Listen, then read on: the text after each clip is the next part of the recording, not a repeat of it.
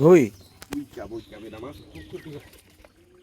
হ্যাঁ হ্যাঁ, ওই যে ঢাকায় বুড়িগঙ্গাতে এই মাছটা বেশি পাওয়া যায়। হুম, হ্যাঁ হ্যাঁ, প্রচুর পাওয়া যায় বুড়িগঙ্গাতে এই মাছটা এখন।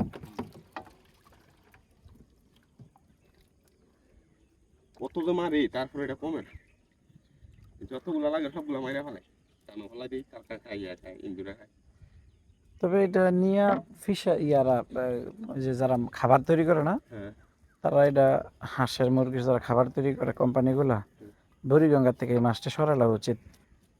এই মাছটি দিয়ে খাবার রান্না করে সরালা উচিত। খুবই খারাপ। হুম, এটা খুবই ডেঞ্জারাস।